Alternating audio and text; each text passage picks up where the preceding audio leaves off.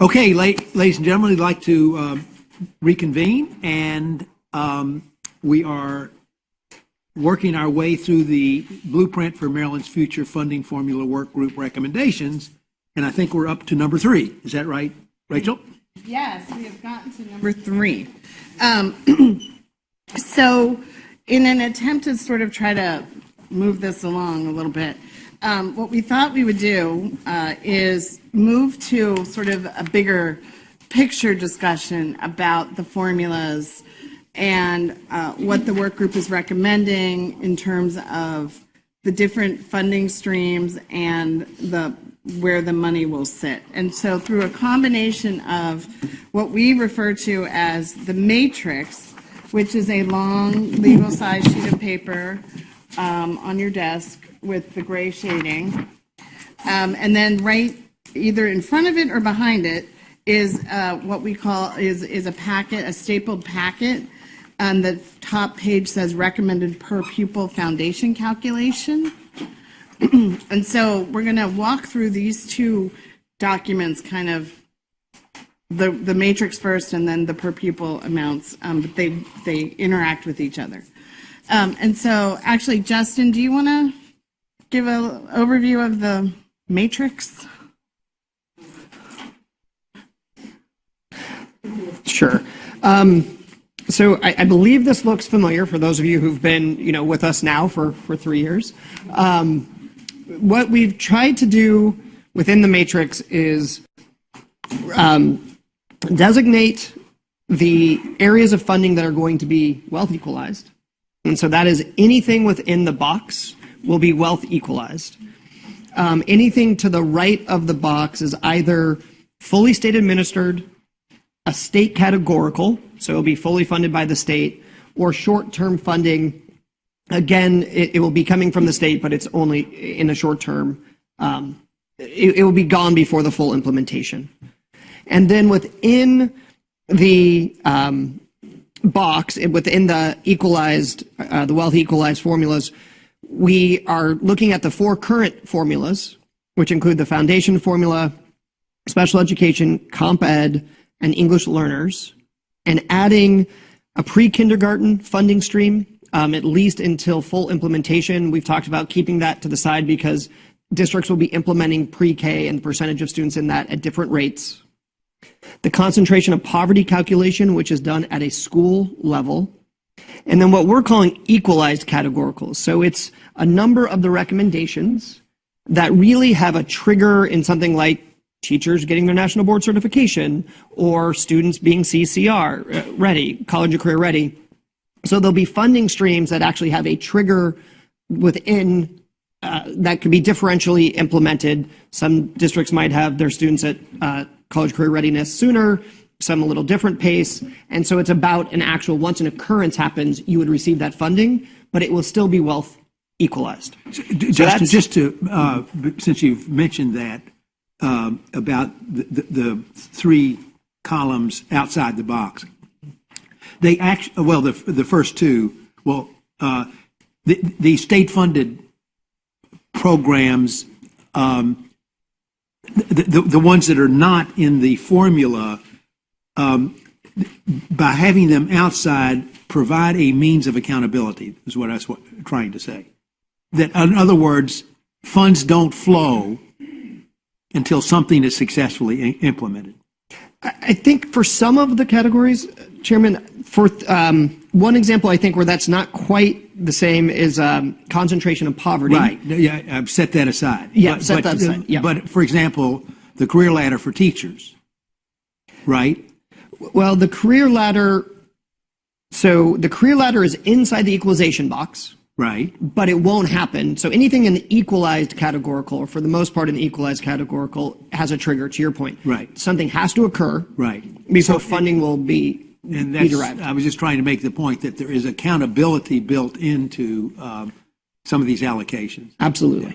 Yeah. Absolutely. So to walk through, most of where the funding is coming from is similar to where we left off a few months ago. It's been months.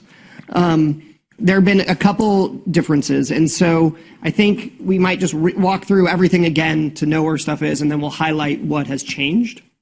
And so in policy area 1, which is pre-K, the pre-K expansion will come under a pre-K formula. There will be, so that is within the equalized box. Capacity building within that is a state categorical, which will be state-funded, run locally. The Judy and Family Support Centers, similarly, state-funded, run locally. Policy Area 2 is really around changing the teaching, the whole teaching profession, the career ladder. The first piece is the teacher preparation and collaboratives. Part of that is state categorical. Part of that is some short-term funding. The teaching scholarships, which I believe we've already talked about some today, that is a state-administered program. And so then next we have the raising the teacher salaries and career ladder. So this is one where when we look at the numbers, we're going to want to talk about this differential. All of the raising the salaries is in are in the formulas. So all of that is in the formulas. The career ladder costs, and this is where the chairman had talked about this. The career ladder costs are going to be linked to actual occurrence in a change in the career ladder within districts. And so you will actually have to see something happening. And one of the things we've talked a lot about is teachers receiving that National Board Professional Teaching Standing Certificate in order for the funding to follow. And that will likely happen at a differential rate between districts. And so it is equalized, but it's not in the other formulas. It will happen, districts will be funded as they put into place their career ladder, and they actually have occurrence where teachers start to move up and across their career ladder. Additional pre-K teachers within the pre-K formula. The principal career ladder has been left in the foundation formula. The National Board for... Excuse me just one second, Justin. Senator Penske has a question. It's a quick question, Justin. Under teacher salaries career ladder, explain why there are X's on all of these other categories. I mean, yeah, just... Yeah, no, absolutely. Sorry. Within the modeling, we know that the additional costs for salary are spread across these different categories of students. And so not all of the new funding would fall into the base or the foundation. Some of that's going to also need to be attributed to comp ed teachers, to special education teachers, to English learner teachers. And so we're just making, and we'll see it as we walk through the per pupil, we are recognizing the fact that all teachers in the system will have higher salaries, and we're making sure that we account for that in all of the different formulas. Yes, Delegate Kaiser. Thank you, Mr. Chairman. When I hear you say that the principal career ladder is coming out of the foundation formula, I see that on the chart. I really rather do what Senator Penske just did. What are the why, and not just reading the pieces of the chart? Like, what were the different rationales for some of these pieces? Yeah. So, so on the principal career ladder, again, it's a relatively small program. And so trying to divide that across would be somewhat difficult. And in part, the vast majority of the cost of administration would fall under the foundation formula. So we left that there. So we can absolutely work through that. The National Board for Professional Teaching Standard fees, again, equalized categorical. The why really being, again, about the state will pay, the fees will be funded once teachers are actually going through the process. And so we want it linked to the process. The training of leaders, this is true from the beginning. It's it's in three pockets: state administered, state categorical, and the short-term funding. So again, a program that's being run by the state, and so that is why those are in, that's why it's in those state columns. Additional teacher time. If we remember, a big piece of the overall system is to have teachers have more time for planning and collaboration in order to improve student achievement.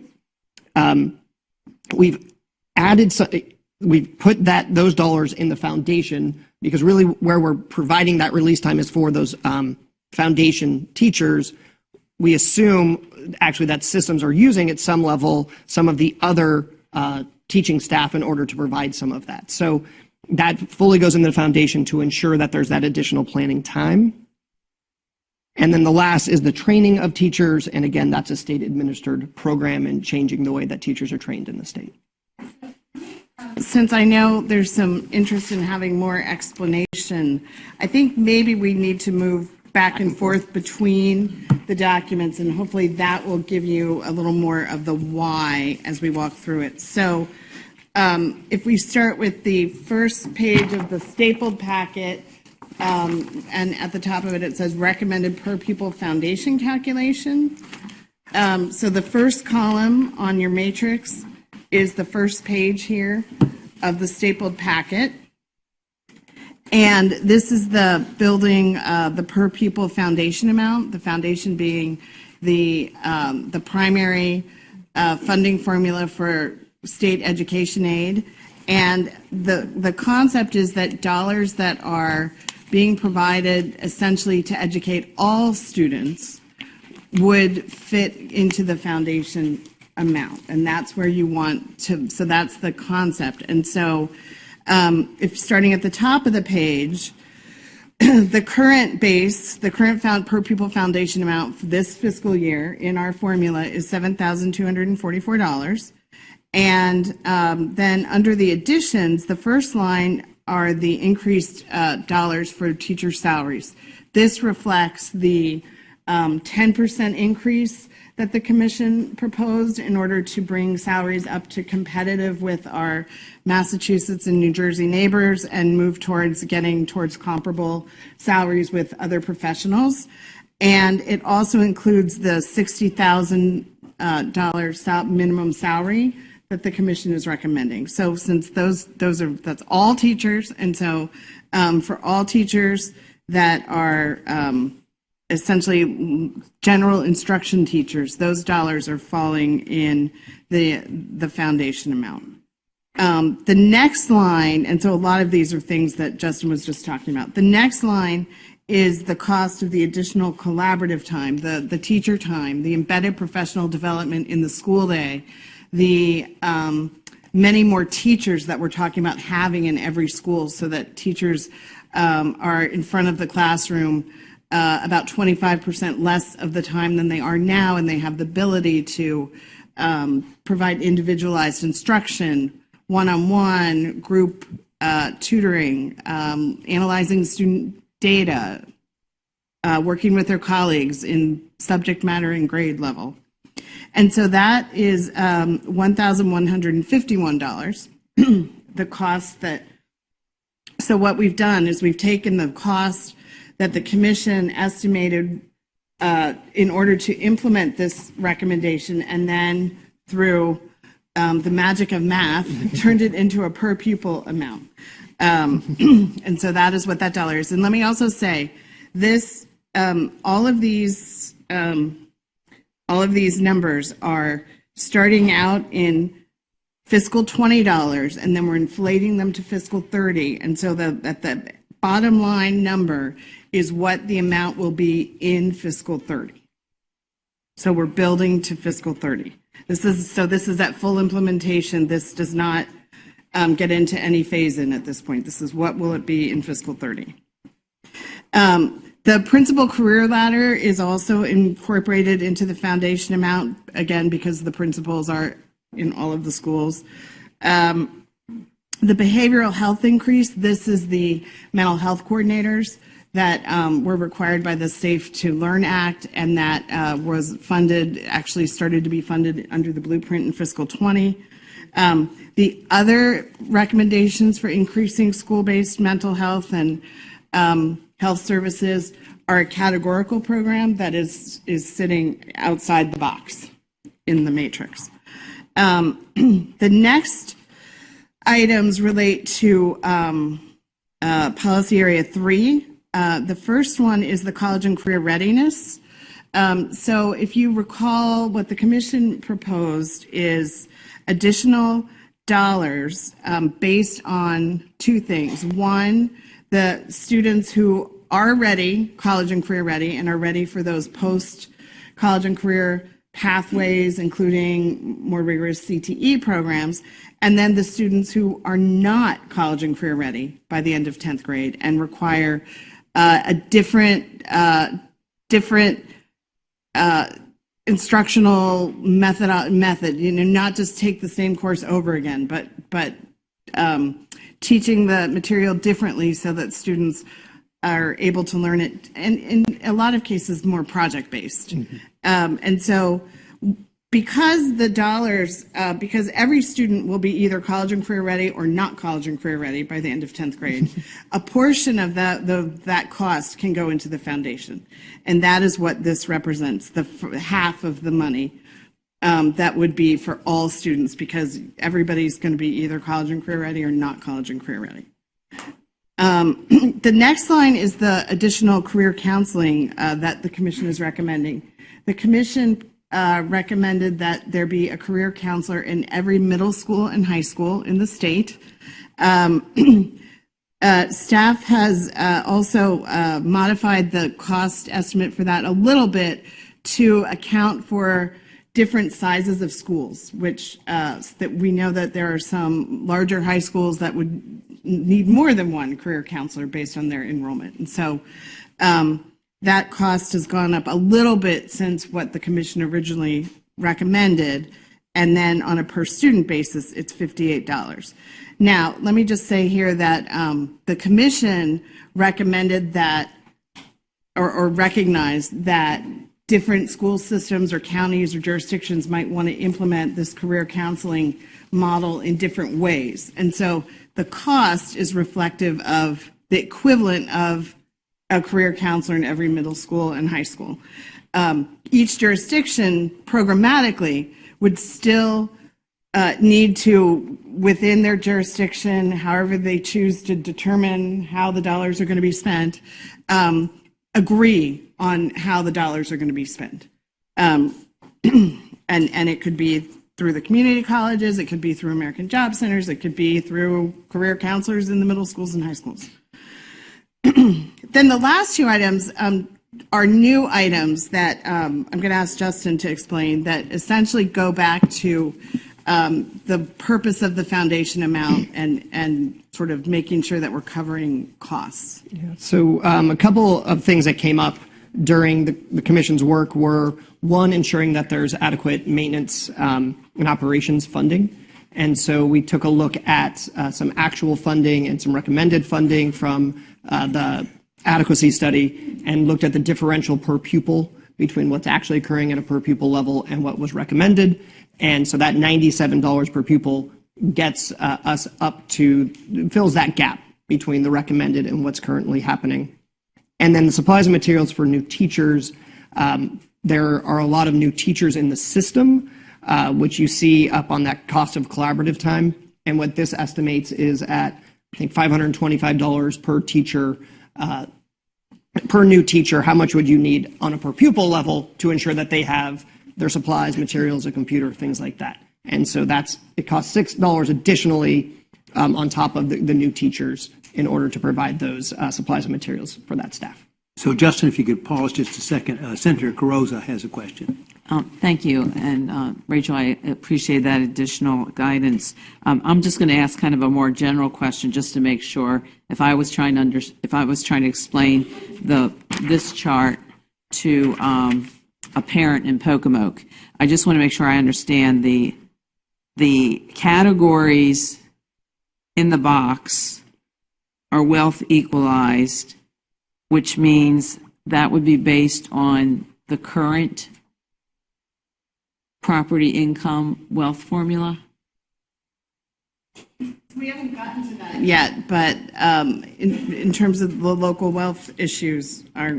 In other words, what's later, in the box will be different based on each individual county's wealth formula. Right. Whereas the state administered, state categorical, and short-term funding would all be the same for each student, for each school. I just want to make sure I'm explaining it correctly. Well, it's going to be funded only by the state, the first two columns at least, the state administered and state categorical. They're essentially state programs that the state will fund, and in some cases, the state administers the whole program. In other cases, LEAs or private providers. So the main implement difference, them. if you're saying what's in the box and what's outside of the box, inside the box, you're going to have local contribution, outside of the box, totally state. And that's how I would explain it. Yes. Okay. Just want to make Exactly. sure. Okay. Exactly. Commissioner Pellegrino. Thank you. I'm looking at these numbers. There's a lot of costs here for salaries, for increased collaboration time, meaning increased teachers, increase to the existing teacher salary. And excuse me if I should know this, and we've discussed it. Are fringes a part of this calculation? Because of course those are costs that will increase for the systems. Yeah, we have fringes in the model, yes. Okay, great. And the reason I'm asking is this year when we received our concentration of poverty funding, also our mental health coordinator, those were salary only, and those were burdens to our local jurisdictions because we had to find that fringe cost somewhere else in our budget. And I'm a medium-sized district. I was able to find that funding, but I worry about our smaller districts because that can be very costly for them.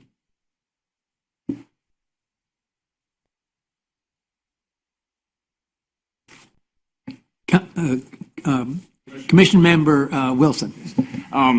Just to follow up on Senator Carrozza's question, with the state side, is that also have any kind of factor in terms of by county? In other words, if the state's putting $6 into the whatever category, is it $6 for every student in every county, or is it also based on the different counties, different jurisdictions have different amounts of state dollars coming in per student? So anything that's wealth equalized will be, the split's going to be within each individual formula it's run, and then there's a determined local contribution versus state contribution. But the calculation amount, if that makes sense. So, for example, I'm outside the box.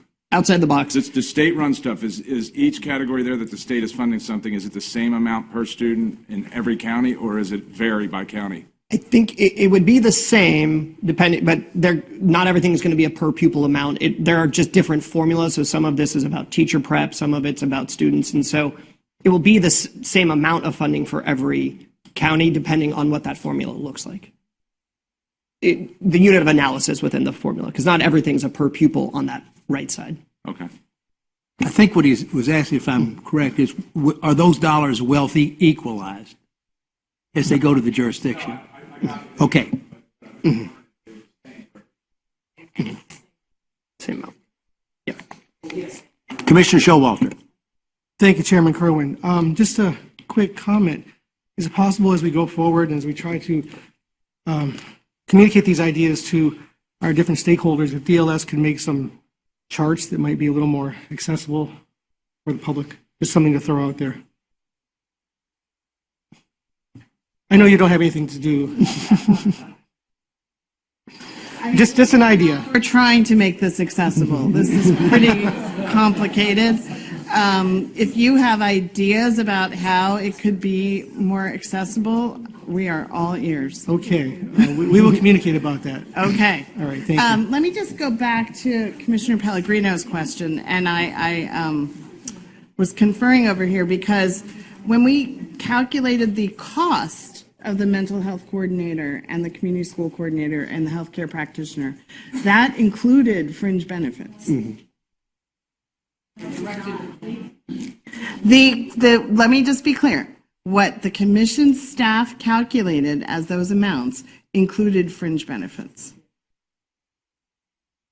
You might have been told that it did not include fringe benefits, but I'm saying the cost calculation, the amount, the $125,000 for community school coordinator, that includes fringe benefits. Maybe we need clarification. Right. Direction we've gotten, because the direction we've been given to the local school systems is that we cannot charge fringes to those restricted projects. Okay, well, that is incorrect.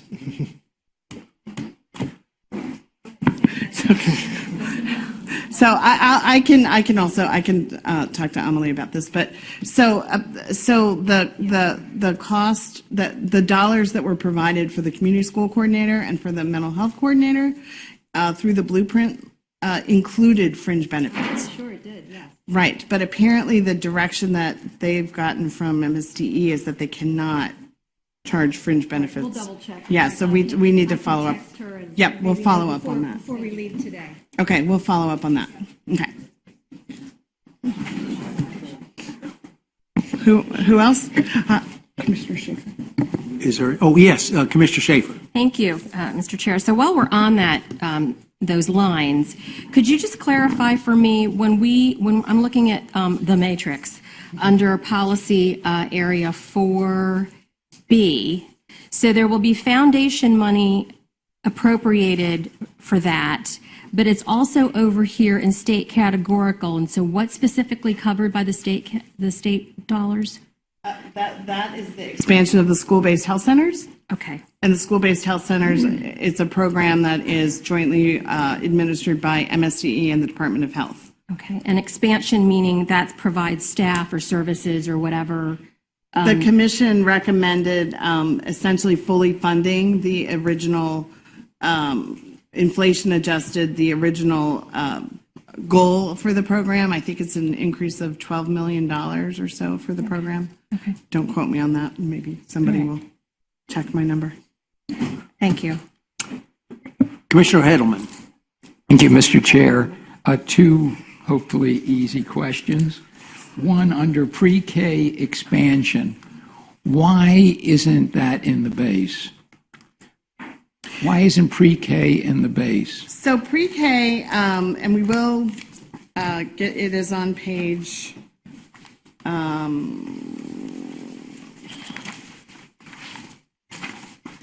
last page, page 6 of the stapled packet. And essentially, it's because of, before lunch, we talked about the enrollment count and that the full-time equivalent student count is going to remain K-12 under the work group's proposal, and the pre-K students will be counted separately, and they will be funded out of a separate formula, at least during the implementation period. Once we get to full implementation, they can probably be rolled together, but really the issue is that the FTE count is used not just for the input of enrollment, but to calculate wealth per pupil. And wealth per pupil drives all of the wealth equalization programs within the box. And so since different jurisdictions are already implementing pre-K, full-day pre-K, at different rates, if we include those enrollment counts in the FTE count, it will vastly affect the year-to-year shifts in wealth between jurisdictions. It's not that the pre-K formula won't be wealth equalized. It will be wealth equalized, just as the foundation program. It just will be a separate program, and in part because pre-K is actually more expensive than K-12 students, the per student amount is higher than what the foundation amount would be. I'm not sure I understood all of that, except to this extent. The counting them for FTE may be a separate matter than actually including the cost in the base, which would increase the base. And it seems to me that the concept of the base is for all students, and pre-K students are all students. So pre-K, think of pre-K more like special ed or compensatory education, or one of the other formulas with a weight. So essentially, the pre-K formula will be the foundation amount plus an additional amount, because the per pupil cost for the cost of quality for pre-K, which is what the commission is recommending, is significantly higher than the base. So it's just like Comp Ed has a weight and EL has a weight. The pre-K formula is the weight that is the additional dollars, the more expensive cost for pre-K. Well, I would think, not sure, that the weights would apply to the pre-K kids, if they're English language learners, if they're special ed. So it means less money if they're in a separate category than they're in the base. And I don't understand the logic to that.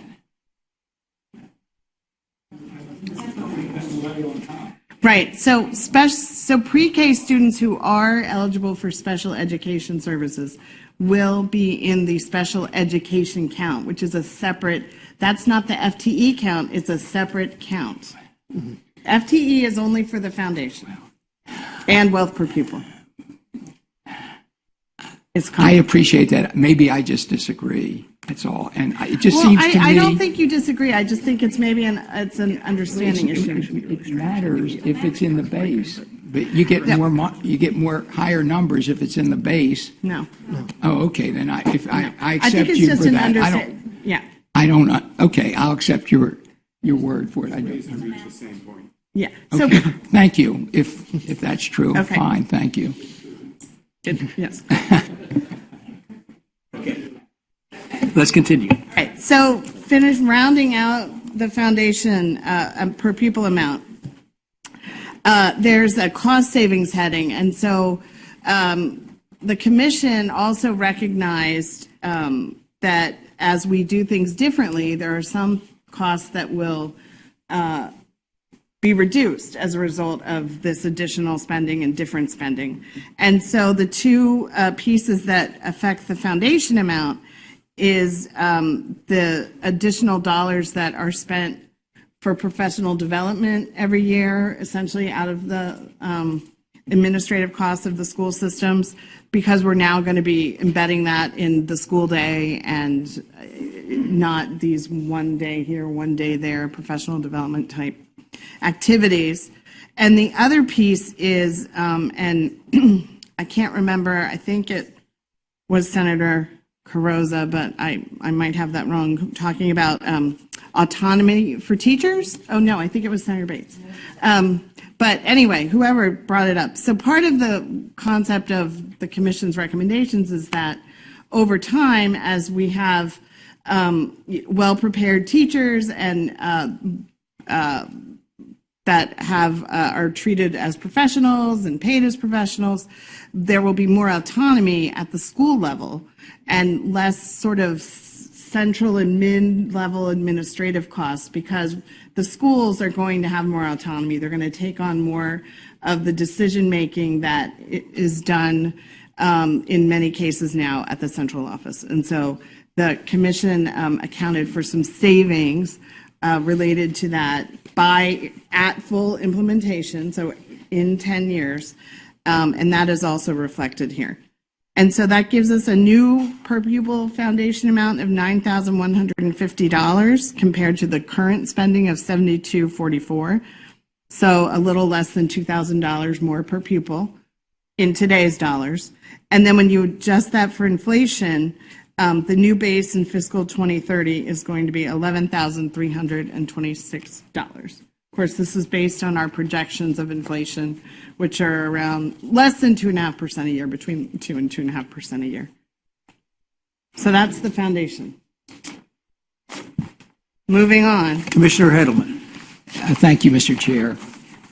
I realize, it's probably water under the bridge, but I just want to note that I believe that we accepted as the base for the base, the current base, and we did not fully consider or adopt other recommendations of APA for the base. And the biggest one of those was class size. I realize people have different views about class size, but it seems to me that the base should, based on evidence-based principles, should include a reduction in class size. I just want to sort of note that for the record, so to speak. So noted. So the next page in the packet unfortunately, they're not in quite the same order as the matrix. So skipping over special education for this moment, the next page of your packet, stapled packet, is compensatory education and English learners. And I'm going to ask Justin to go over this. Okay. So if we look at the Excel document, one of the things that we determined within policy area 4 is that, actually, let's go back to the other, sorry, is that the total funding for comp ed and English learners were set by in the policy area. So we are looking at the total amount of resource that we wanted to ensure students would have within comp ed and English learners. And so as the base changed, that changes the per pupil amount needed for comp ed and English learner. And so just that top line, the additional funding really is, again, still targeted towards what the commission agreed on, which was a total amount of funding for each of these categories. What is then added on top of that is the salary increase associated with these two areas.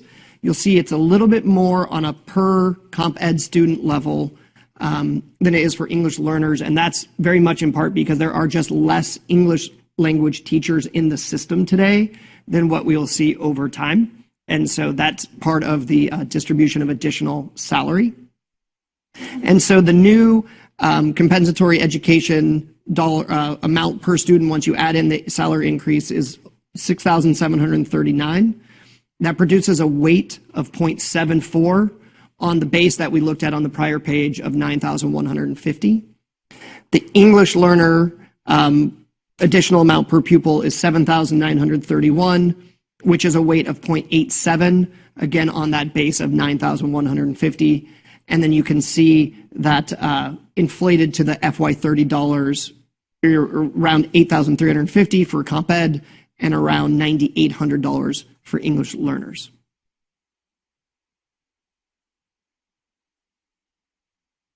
Okay. Special education? Yep.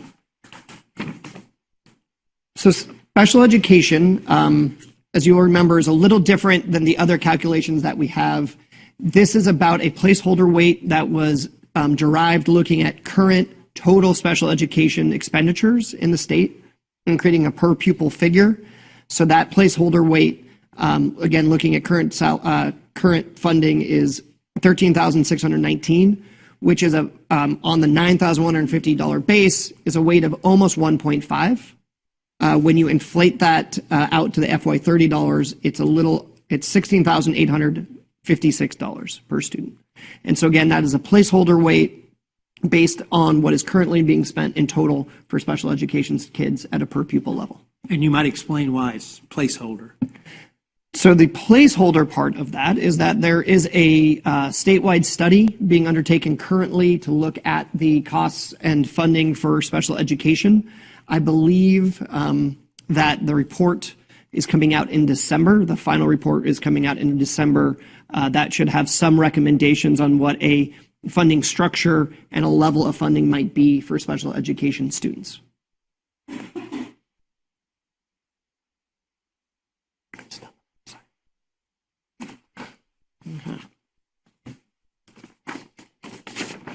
Page is concentration of poverty, which I'm also going to ask Justin to explain. This is Rachel's favorite piece because there's a algebraic line in it. So if we look in policy area 4, under 4A, this is another area where there is a split between where the funding is coming from. And so what you see on this page falls under the concentration of poverty formula, which is inside the box. And then, what the state categorical, which is the people. So if we go back to the Excel doc, I guess they're probably both Excel documents. The state categorical is the top part of this page. And so the state is going to be funding these two positions for any school that has over 55% concentration of poverty. And again, state funded, it's already starting to be rolled out at at a higher concentration. And then below that is the amount of per pupil funding that will be received within schools, and this is all school level funding, and it is a line that provides the highest levels of funding at 80% concentration of poverty or above, down to no additional dollars right at that 55%. So at 55%, you would receive the people, but no real additional dollars per student. And at 80%, how this is calculated is that every student in the school would have access to extended learning time, but it's calculated at a per pupil level only on those students who are free reduced price meals. And that's just a clarifying piece. And so. Say yes. that again, Justin. This has been confusing, and we worked a lot with it with the work group, so I'll try to explain it. The formula funds the free reduced price meal students. But the amount of dollars at 80% that will fund would guarantee access to the services for 100% of students in that school to have the extended learning opportunities that were identified in policy area 4. So we run the formula one way, but it ensures the overall funding, and we do that because the calculation is more straightforward for us as staff to be able to run it in that direction. And the rationale for that was that as the concentration of poverty rises, the learning environment impacts all the students, not just the low-income students. Exactly right. Yeah. The bottom half of this page. Excuse me, Senator Penske has a question.